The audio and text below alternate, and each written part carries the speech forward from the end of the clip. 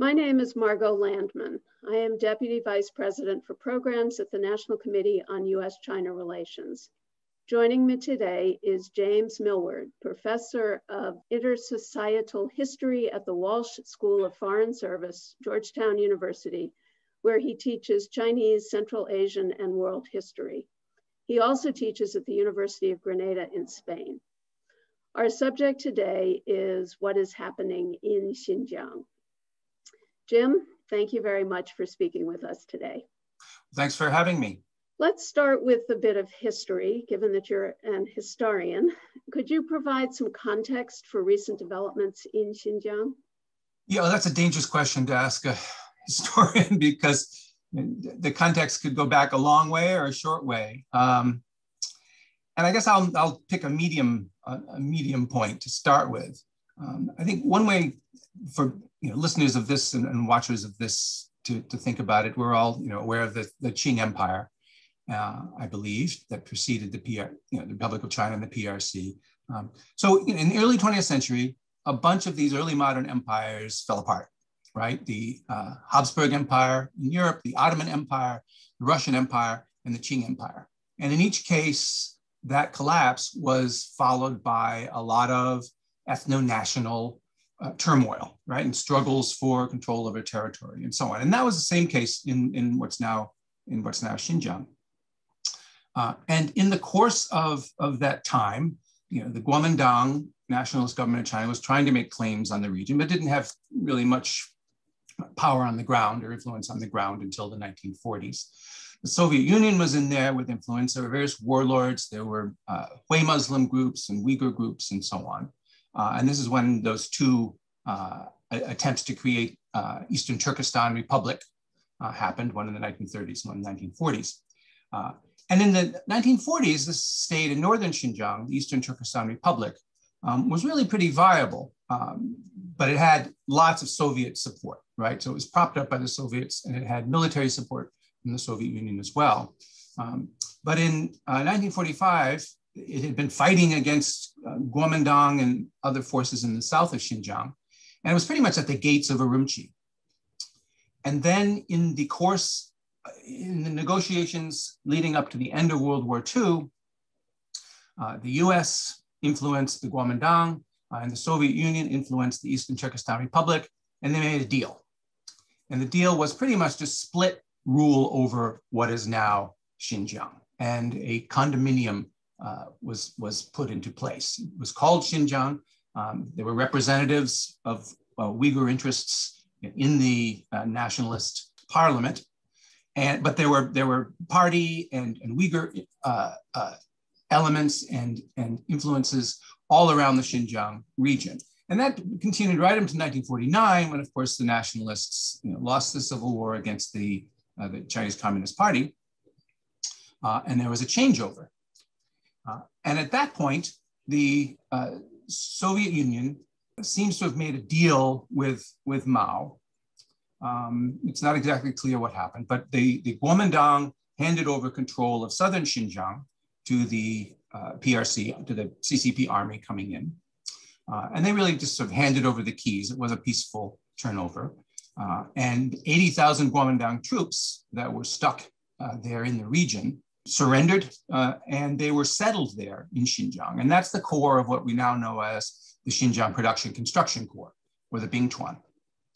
And then as for northern Xinjiang, there was a lot of discussion about what would happen, what would be the Uyghur representation.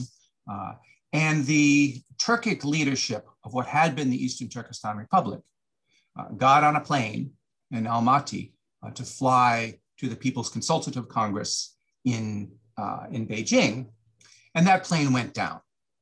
And so the indigenous leadership of what had been the Eastern Turkestan Republic all disappeared, and the Chinese Communist Party appointed new people into those positions. So those are the circumstances whereby what had been a nationalist and Eastern Turkestan Republic kind of jointly run region came under the control of the PRC. Now, what happened then, of course, is that the PRC, like the Soviet Union, had a problem in that it was now ruling over a former empire, but didn't want to look like a colonialist, right? And of course, the whole point of socialism is, or one of the main points of the socialist movement was anti-imperialist. So how do you do that, right? Given the vast diversity of what the People's Republic had become, pretty much on the territory of the former Qing Empire. And so they adopted a system somewhat like that of the Soviet Union. It had its own particular Chinese characteristics, but what I call a centralized pluralism, or a kind of top-down diversity regime. And that's, of course, the famous Minzu system, the recognition of 55 so-called minority Minzu plus the Han. And there's a lot, and again, people seeing this will know quite a bit about that. You can't have avoided being exposed to that if you've been going to China and dealing with China, looking at the currency, looking at stamps. In retrospect, if we look back, it's really interesting how strong an imprint that Minzu system has on the PRC and on its public face, right? It's integrated into government systems. And it's also has been very much part of how China presents itself to the world. The 2008 Olympics are a good example of that. And of course, I think a lot of Westerners may make fun of the kitschier aspects of this sort of celebrating of minority people's culture, the dances and the songs. And there is a valid critique that this system tends to treat minorities as singers and dancers only, right? And all of that. But compared, for example, to Jim Crow in the 1950s in the US, that kind of top-down recognition of ethnic difference and support for it, support for languages, support for education in Uyghur and Tibetan, and official celebration of diversity, as opposed to ignoring or playing it down or allowing for outright discrimination and oppression, which is really what's happening in the US in the 50s until the civil rights movement, at least.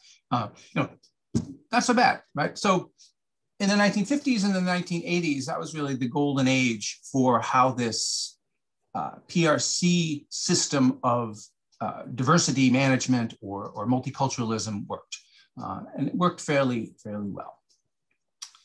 And is even is recognized as having worked by minority activists or by non-Han ethnic activists inside and outside China today. So what we're seeing much more recently, though, is rather than seeing it as a culmination of things going on for a long time, or as a reaction to current events or terrorism or something like this, I think it's really a stark reversal on 60 years of PRC policy and of PRC approach to diversity.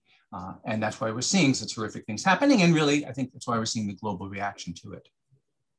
So it seems, thank you, that's a great review and overview.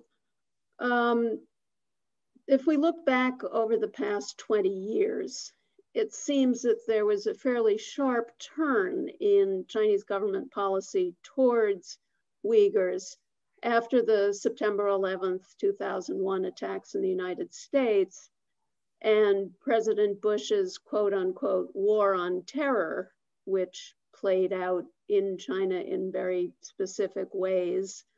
And then jumping a little further forward, there was violence in Xinjiang in July 2009 and a series of attacks in 2013 and 14 in Beijing, Kunming, and Urumchi.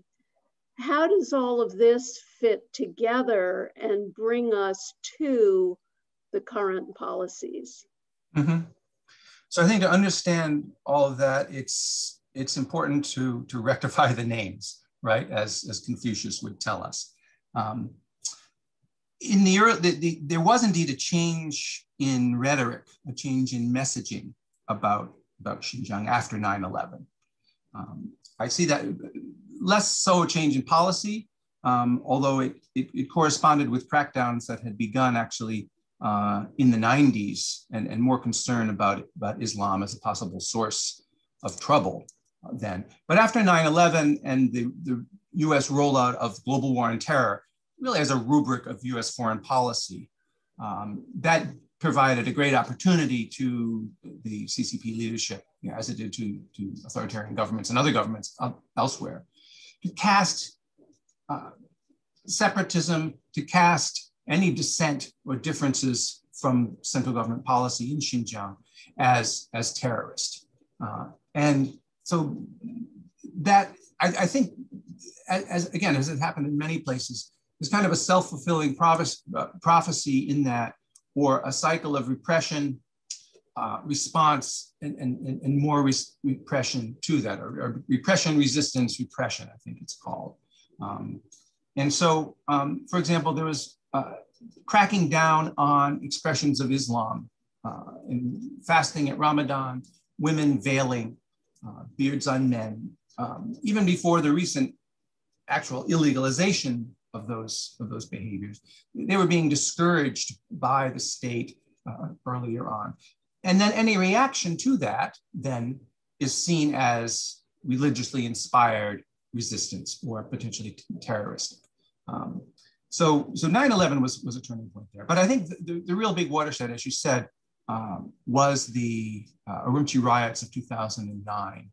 And one thing that's really important to do when we talk about that, I in fact don't use the word 7/5 incident, because that's too narrow a framing time-wise. We're talking about a series of events that actually began at the end of June, and then a reaction to them in early July in Xinjiang. And at the end of June in Guangdong, there was a brawl in a toy factory where Uyghur guest workers had been sent, and a Han worker who had been fired made an accusation that Uyghur workers had molested a Han woman.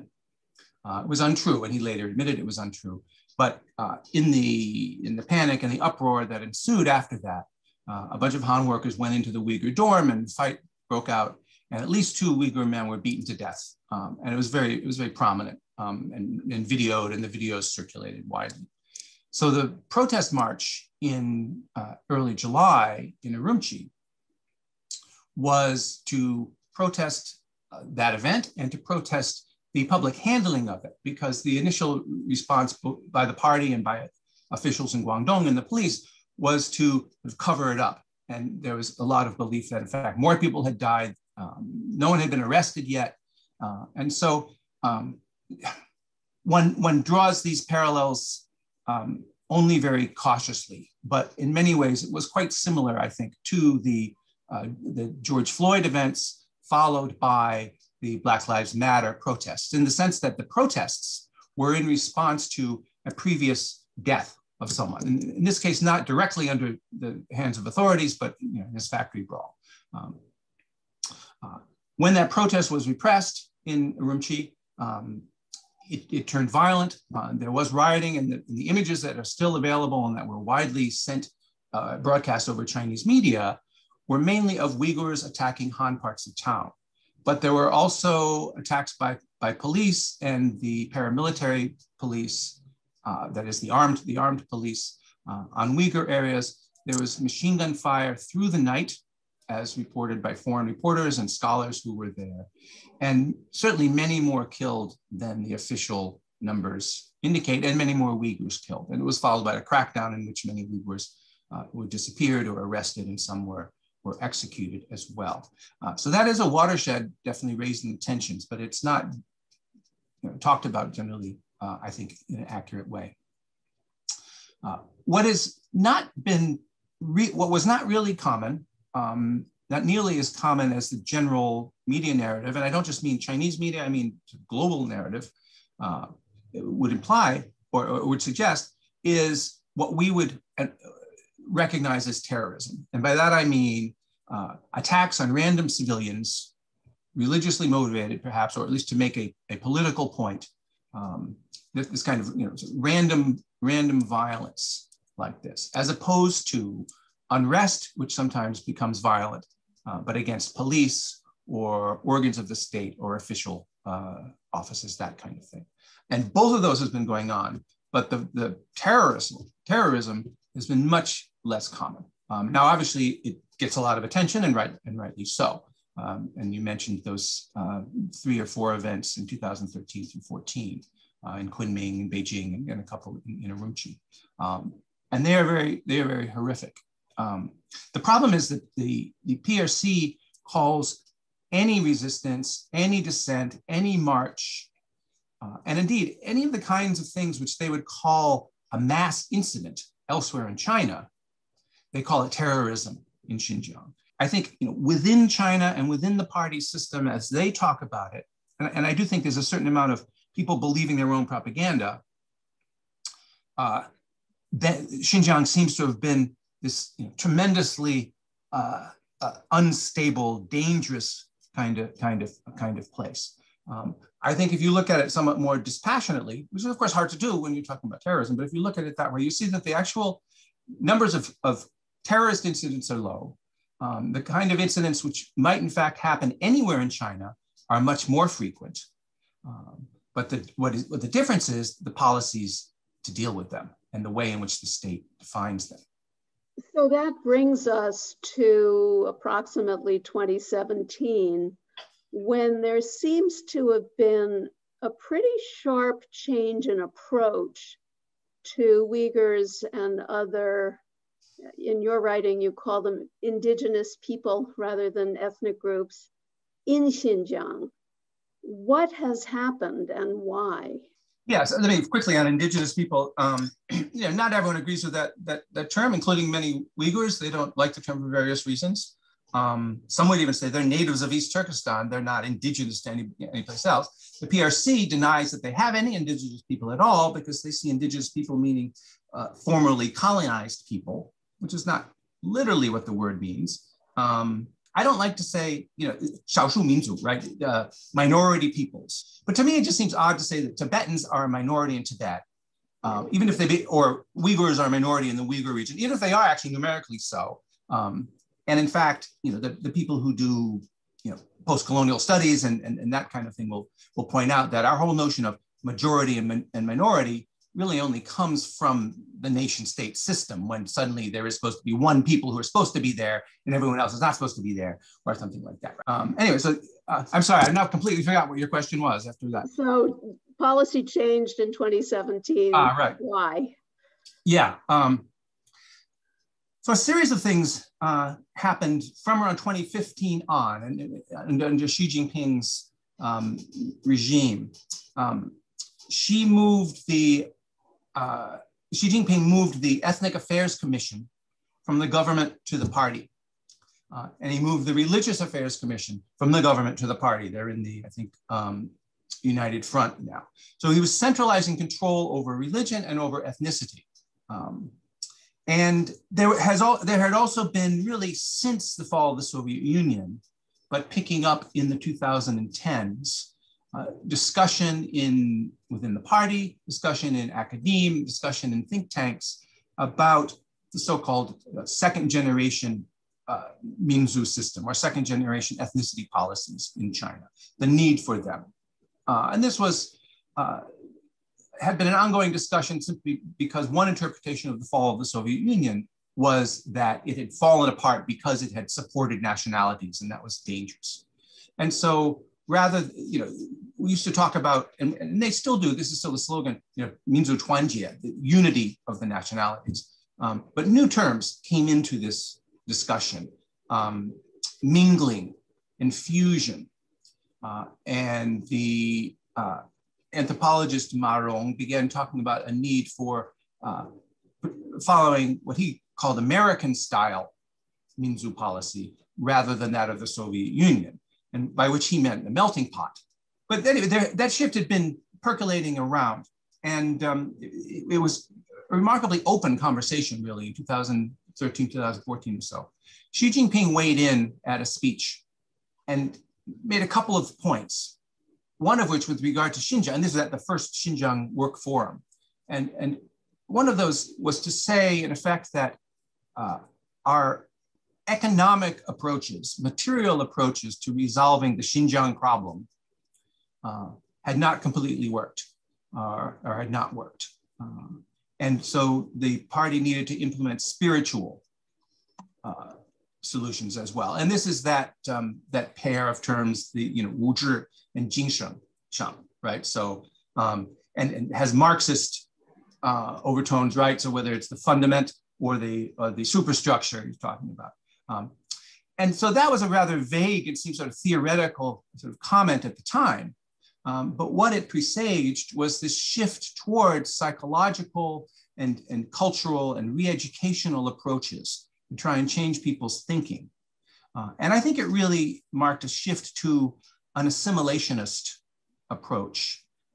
And so without undermining the structure and completely pulling down all of the pilings that hold up this Minzu system, the PRC started around 2015 or so to implement its policies with a very different spirit, one aiming not at celebrating the 56 official nationalities, like I was talking about before, but one that aimed at really downplaying their differences and playing up this notion of a Zhonghua Minzu, this kind of pan-Chinese, right? Zhonghua may look a lot like Han, but it is meant to be something different from Han that incorporates all the other Minzu, the kind of super Minzu. Anyway, so we're seeing a shifting to this homogenized idea, this idea that Chineseness should be something that is uniform and clearly recognizable by a set of characteristics that are constantly reiterated in state propaganda. You follow the Communist Party, of course, you celebrate Chinese New Year, of course, you hang a lot of red lanterns, et cetera, as opposed to this, the plurality of different Minzu expression, which used to be the what was broadcast really by the PRC before. That all sounds not very savory, but it's not on the same scale as what we've seen over the last few years with the so-called re-education camps and many other policies, leading to some outside of China to claim that the CCP and the Chinese authorities are committing crimes against humanity or genocide, both of which are extremely serious charges. In your view, is there sufficient credible evidence to support such charges? Mm-hmm. First of all, I think, so what I just said is, I was trying to explain the underpinnings and the thinking behind the mass internments, the mass re-education. And I think the idea really was to change people's, to re-engineer people's culture. And it was thought, A, that this would be a good thing to do, B, that this is a feasible thing to do.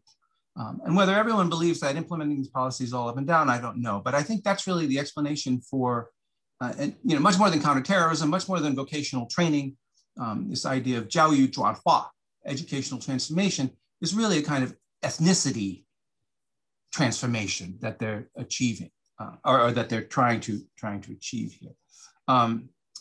So, and we see it obviously in the policies. You mentioned the internments, but it's also there in discouragement and actually illegalization of use of the Uyghur language in schools, in public forums, in signage, and indeed of Arabic script anywhere, halal on restaurants.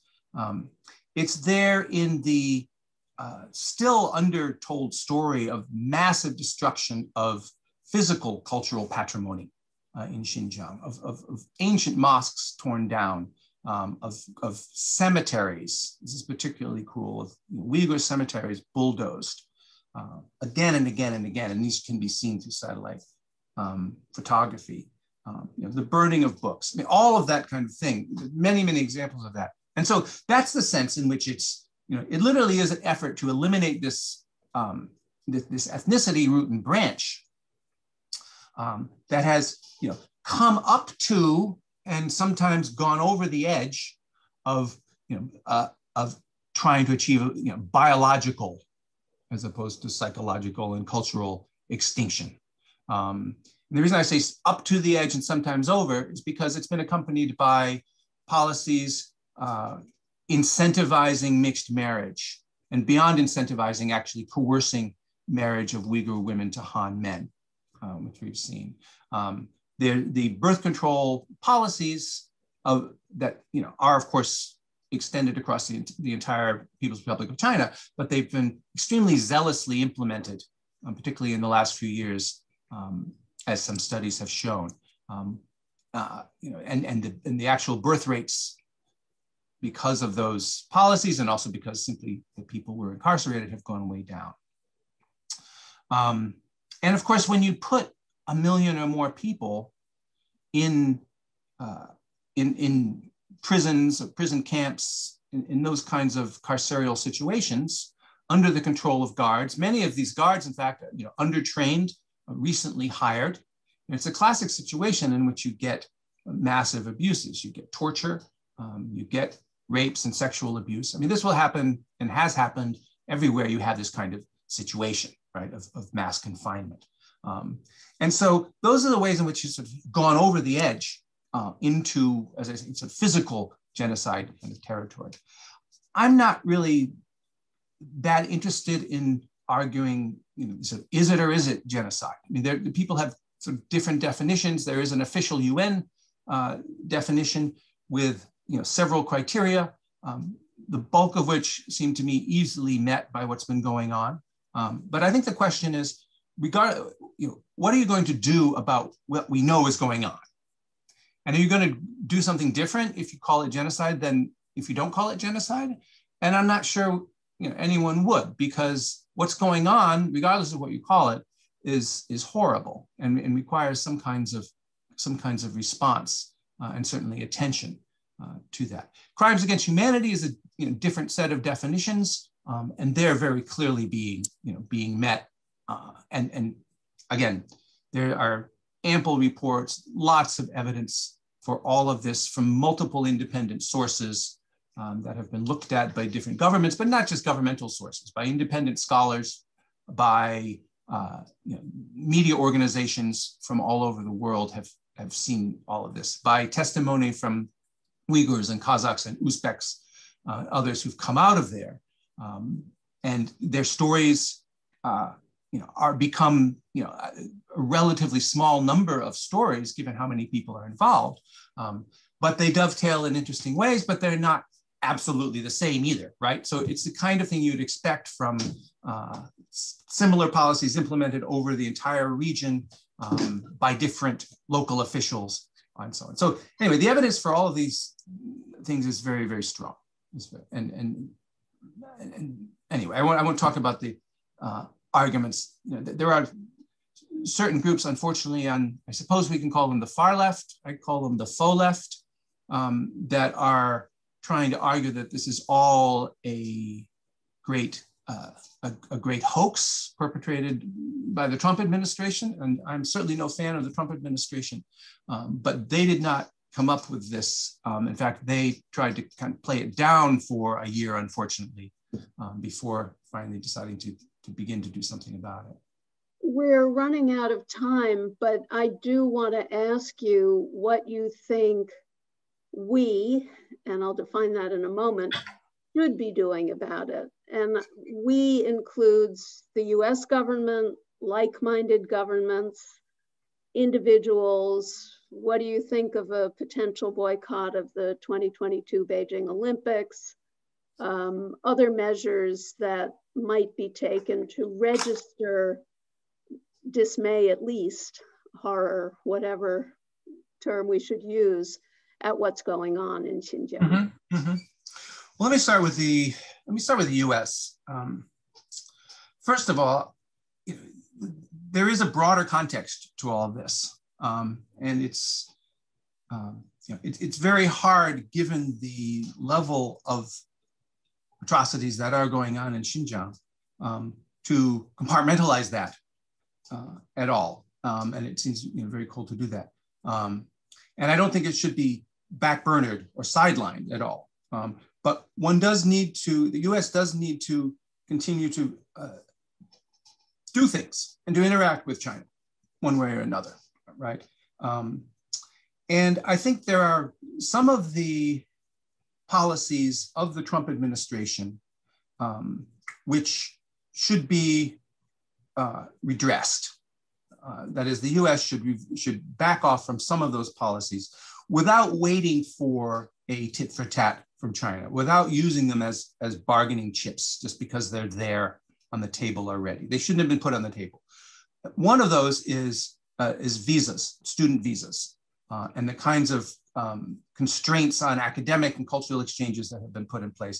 There may have been a COVID reason to begin with, but when China went down to 3 cases a day compared to the US 300,000 a day, there really isn't a good reason to block Chinese student visas for that.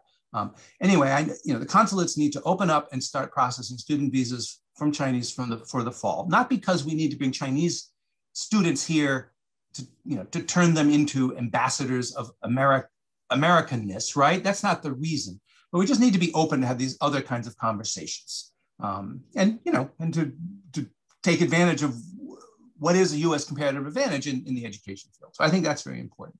And then other things, along those lines, I think would be helpful as well. And this is particularly important right now, given the rash of anti-AAPI, anti-Asian American violence we're seeing in the U.S. Obviously, the Biden administration has condemned that very, very quickly, and I think very directly and publicly.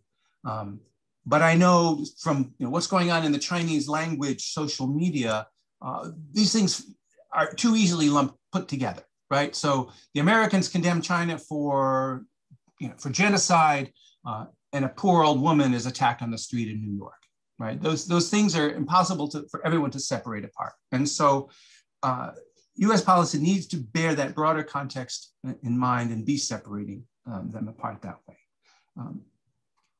I think US should, and this is probably Congress, although perhaps the executive should do something for the Uyghurs and some Kazakhs and others who are currently in the United States without a valid passport from the PRC and who cannot get that renewed without being brought back.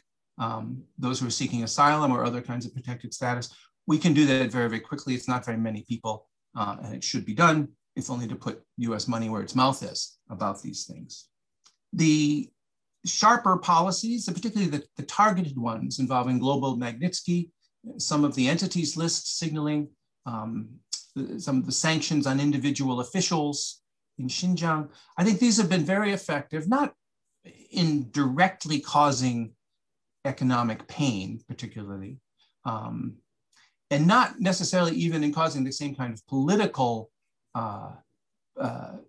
push that sanctioning Russian oligarchs does, because we're not sanctioning the oligarchs. But it has brought this issue to the attention of obviously authorities in Xinjiang, but also of companies, multinational companies, of large corporations in China. And what we're seeing with this kind of crazy tit for tat over cotton boycotts and so on is really the result of that. It's moved out, the import ban on Xinjiang cotton has forced the multinational fashion brands to take a stand. And yes, it's difficult for them in some places. But now we see actually an open airing within the Chinese media sphere of this whole Xinjiang issue and Xinjiang cotton issue. And I know some people are saying, oh yes, we need to boycott H&M in order to support our Xinjiang cotton. But they may also be asking, what's up with Xinjiang cotton? Why are we suddenly talking about this, right? So I think these have been effective in the kind of tumultuous events the last couple of days. We've seen last week, we've seen show that is the case. So I think that's the proper way forward. Let me talk a little bit about the Olympics more generally. The problem with Olympic boycotts as a tool of policy is that it's one and done. In other words, once a leader of a country declares that their national team will not go, then it's all over except for the articles about the poor athletes, right, whom I do sympathize with. Now, I'm not saying the US should not boycott as a national policy, should not boycott the Beijing Winter Olympics. I think it may be inevitable, frankly. But this issue can be, much more discussion needs to be had about it. And it's not just up to the president of a country to make this decision. We should involve more discussion of the corporations who sponsor the Olympics, right? You know, the International Olympic Commission has already said that, oh, Olympics aren't about politics, don't boycott, yada, yada. They're going to say that. But the top sponsors of the Olympics are major multinational corporations, and they should have to take a stand on this one way or another. And so this conversation should be taken to them. And this is a role not just for countries, but also for individuals by bringing that up. And the top sponsors, as they're called, of the Olympics, there's a website that lists them all, and you can go to those. So I think that's very important. I think one thing that would be very interesting, and actually probably more cruel to the athletes than simply canceling the Olympics, but would be a call for athletes to decide on their own, based on their own conscience, what they wanted to do. And I say that's very cruel because I would hate to be put in that sort of situation myself. But you know, Nike did a very effective campaign on Black Lives Matter. You know, I could see them doing a campaign along the lines of, it takes a lot of courage to ski off a mountain at 100 miles an hour, and it takes a lot of courage not to. Something like that, right? And, you know, I mean, this way, people all around the world who are paying attention to the Olympics will have to pay attention to what's going on in Xinjiang as well. And I think that's the kind of approach that will be more effective at signaling and causing China reputational costs than simply leaving it up to, you know, a presidential boycott like that. And I think, you know, for the media who will cover it one way or another, the broader context is that China has been kicking out foreign journalists, you know, at a very fast clip. The BBC just being, you know, expelled essentially, you know, in the last couple of days. And so I think under these circumstances, what really cannot be done, should not be done, is the usual thing of using the Olympics as an opportunity to cover the country, right? To do the tour around, to let them grandstand, to let the PRC grandstand on this. If they don't let you cover the politics, then don't cover the pandas either, right?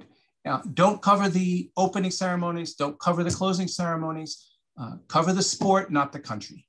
I think that would be the kind of policy to go forward with. Then, you know, insofar as athletes want to participate and as countries are participating, it is only the Olympics that should be covered, not the broader, you know, not the Chinese environment under that. And then for just, you know, individuals in general, right now is a very confusing time. You literally don't know what to wear, right? Are your clothes from, you know, China makes something between 20 and sometimes 25% of the world's cotton in a given year, and around 80% of that comes from Xinjiang. The issue is not only that cotton is sometimes picked by forced labor, including Uyghur forced labor. It's that a lot of the cotton that's mechanically picked is picked by the Bingtuan, by this settler colonial organization that also runs the camps, right? Some of it is processed in factories by forced labor of Uyghurs.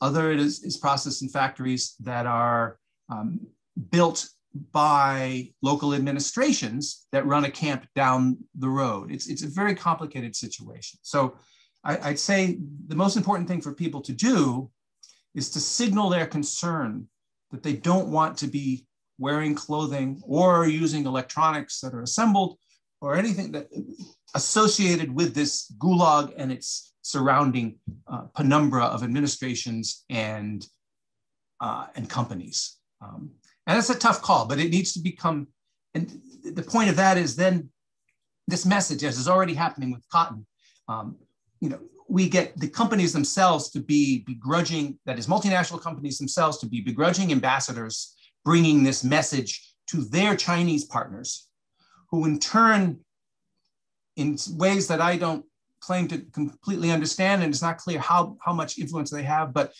you know, that is getting through to the authorities, how difficult and untenable the situation is. So these are, you know, ways of using what few levers we have lever bigger levers, I guess, and hopefully to get the message across. But finally, and this is difficult too, and I'm not quite sure the way to do this, but those who have, you know, track 2, or I don't know what all the tracks are, 1.5 or whoever, you know, if there are ways to signal and bring messages to our colleagues and to diplomats and others in positions of influence in China, you know, there needs to be a way out, and the U.S. needs to think about what we actually want. What are the action items to be done? And of course, you know, just stop is essentially what we're asking, but that's difficult to do. So how can this be done? What is the exit strategy? Well, here I'm very influenced by Ming-Xin Pei, who wrote a really important op-ed in Nikkei last year. And this gets back to the issue of what's going on, what's the problem? And Xi Jinping's argument way back in 2015 that it was spiritual rather than material. I think they've given up on development as a potential solution to what they see as the problem in Xinjiang. And Ming-Xin Pei also suggests, you know, real better practice or best practice development, as opposed to forced proletarianization through making all the farmers into factory workers. You know, that offers a kind of solution. In other words, he suggests microloans, allowing the poorer parts of Xinjiang access to the market the same way that rural parts of Eastern China were given access to the market over the last several decades, you know, since '79. That has not been done in Xinjiang. It's still been very, very closed commune style, almost sharecropper-like farming, where inputs are determined and the price of inputs is determined by the commune, and the commune buys the crop at a fixed price as well. So opening up that to the market, allowing for local entrepreneurship and business again, letting people travel from their villages. They've been pushed back by the hukou system to local villages. Those people who were the entrepreneurs selling kebabs, opening hair salon, you know, all that kind of small business has been shut down in the last few years. And assisting that the Chinese state can assist that with microloans, trying to get to approach poverty that way, rather than by forcing everyone to become factory laborers and thereby tainting supply chains that the rest of the world is connected to. And so, you know, to declare this kind of third stage of the Xinjiang project, which is now going to use, you know, best practice development, is a way to, and then of course, accompanied with allowing people to travel, allowing people contact with their friends, stopping to demonize religion and foreign travel and all of that, you know, unrolling it all is really the only way out. So that needs to be signaled. And if this is a way today that I can signal it, if anyone's watching who can do anything about this, give me a call or call Ming-Xin Pei and we can explain in more detail. Great. If you have any remaining thoughts that you must convey to our listeners / watchers, now's your chance. I think I've said more than enough, but thank you very much for having me today and allowing me to talk at such length. Well, thank you very much, and we'll be back to you for more, I'm sure.